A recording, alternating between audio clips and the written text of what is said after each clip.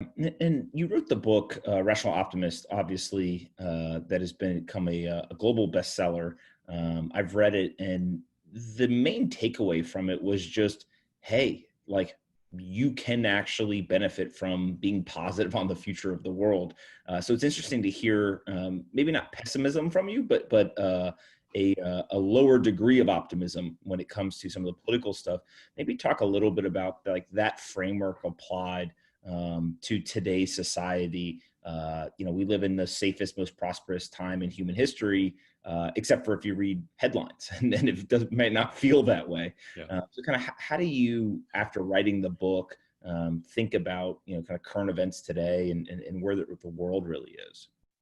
Well, setting aside democratic politics for a minute, in every other respect, I think the Rational Optimist was bang on and is completely right, and I still adhere to all its claims, because most of it is about the economic and medical and other prosperities that we are experiencing and have been experiencing. And the processes that have been producing those improvements in our lifespan, our health, our income, our escape from poverty, all these kind of things are continuing. There's no reason to see any diminution. In fact, it has been a spectacular decade in that respect. So compared with 10 years ago, the average Ethiopian now earns twice as much money on average. That's pretty remarkable. And that's true throughout a lot of Africa. Now, when I was publishing The Rational Optimist 10 years ago, people would quite often say to me, yeah, I can see that Asia has made an escape from poverty, but Africa can't possibly follow, can it? I mean, it's bound to stay extremely poor forever. And I would say, no, I don't think so. And I think I'm being proven right on that sort of kind of thing. I wrote the book during the Great Recession of the financial crisis of 2008 to 10. And that felt like a possible end of the good times and the beginning of the bad times. And a lot of people told me it was. But I said, no, I think we will get the show back on the road. I think we will be able to improve people's living standards in the years ahead. And then along came the Euro crisis, the war in Ukraine, the war in Syria, the Ebola epidemic. Everywhere I went in the last decade, there was always a reason for somebody to say to me, you can't still be a rational optimist, given what's happening X around the world. And yet, as I say, this has been an extraordinary decade. There's a really beautiful experiment that Hans Rosling did, who's fellow optimist, sadly, who died, but who was one of the pioneers of this kind of thinking, Swedish health economist. And what he did was he asked 1,000 people, in the last 20 years, has the percentage of the world population that lives in extreme poverty, that's $1.90 a day or less, doubled, halved, or stayed the same in those 20 years? And in the US, 65% of people said it has doubled. 5% said it had halved. The 5% were right, the 65% were wrong. That's pretty striking. But what Rosling then did was he said, if I had written those three answers on 3 bananas and thrown the 3 bananas into a cage with a chimpanzee in it, the chimpanzee would have picked up the right answer 33% of the time, not 5% of the time. It would have done 6 times as well as human beings in answering a question about human society.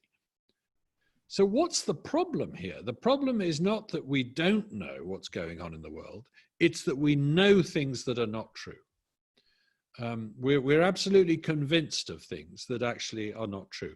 And that seems to me a growing problem, that largely because of media coverage of negative events, which is always happened, but is becoming more extreme all the time. Largely because of that, we end up with a strong impression that things are going wrong in the world, and we don't know that they're going right. Interestingly, when we look at our own lives, we're quite optimistic. And why is that? Because the media doesn't cover your own life.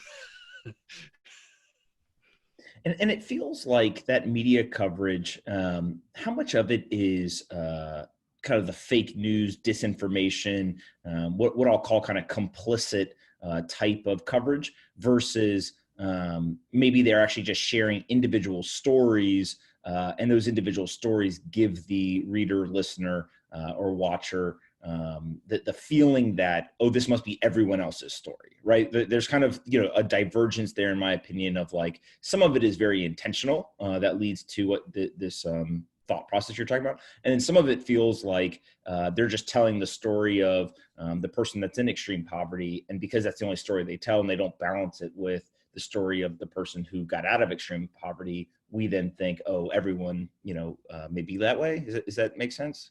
Yeah.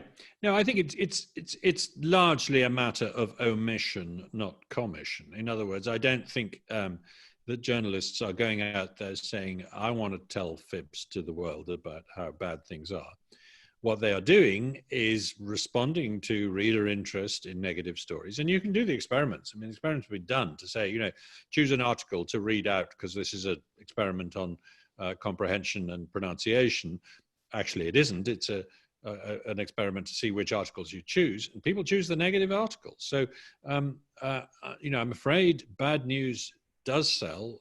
Good news is no news. If it bleeds, it leads, as they say in the journalism industry.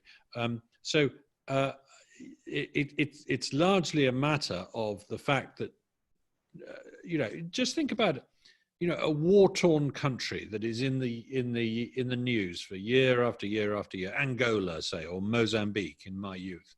Yet another report from this terrible war where thousands of people are being maimed by landmines, and there's been another attempt at peace talks which has broken down.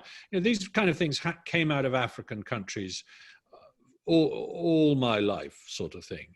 The Congo, Nigeria, countries were in the news because things were going badly there. And then suddenly you notice one day, Angola's never in the news these days. And when you notice that, go and look up what's happening in Angola. And it's usually because actually the peace treaty did stick. Economic growth is occurring. The number of people in extreme poverty is declining. Hunger is on the retreat. So it really is the fact that the news focus moves away as soon as things start going right.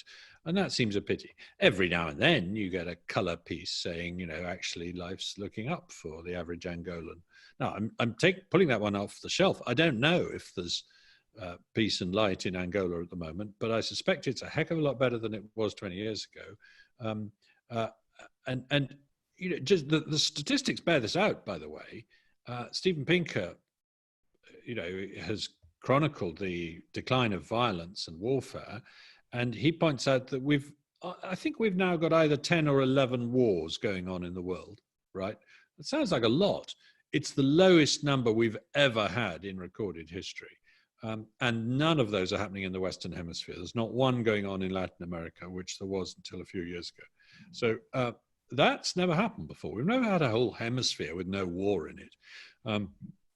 So let's appreciate that things aren't as bad as we'd like to think.